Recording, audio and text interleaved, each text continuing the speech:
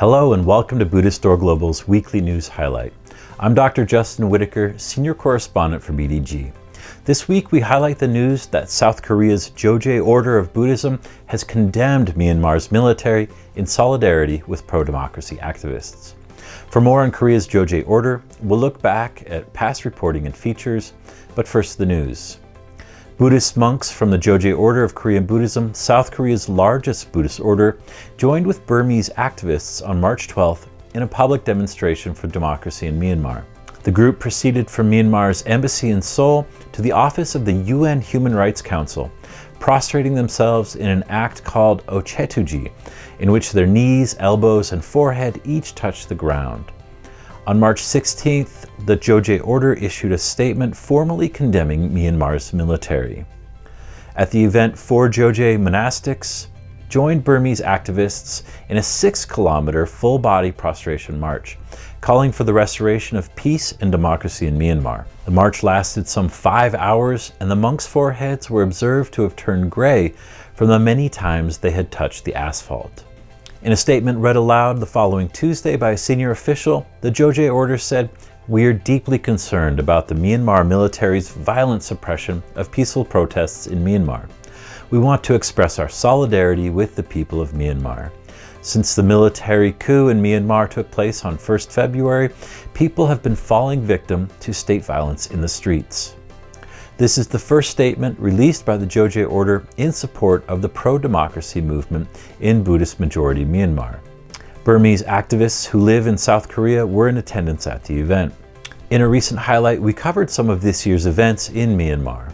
Today, we look further into the Jogye Order, its history and practices, and its place in today's world.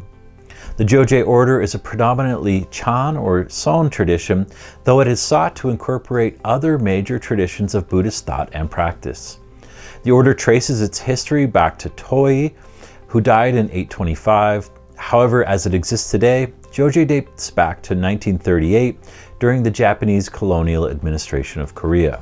At this time, Korean Buddhism was undergoing a lengthy purification movement, which resulted in the Jogye Order of celibate monks, along with a smaller separate order called Taigo of married monks.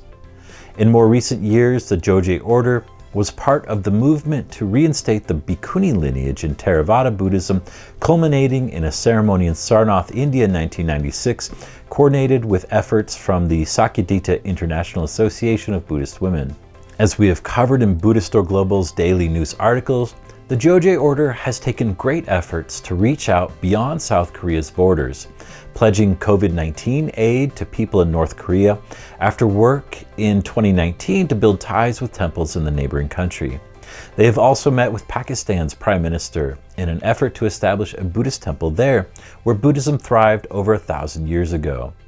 In South Korea, the order has lent many of its prized Buddhist artifacts to Korea's National Museum for display open to the public.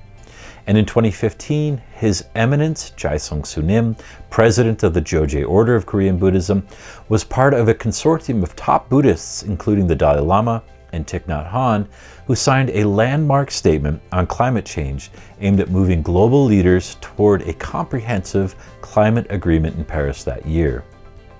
At Buddhist Door Global, we have reported on all of these, as well as many ways that the Jogye Order of Korean Buddhism has shown a commitment to engaging with the broader society, both at home and abroad. As always, we will be watching to see what develops, and we will be certain to share with you what we learn along the way. If you have thoughts, questions, or insights you would like to share on this or any of our Buddhist Door Global news highlights, please leave us a comment below. And as always, be sure to check out our website, buddhistdoor.net, for more on this story, as well as other news and features about Buddhism around the world.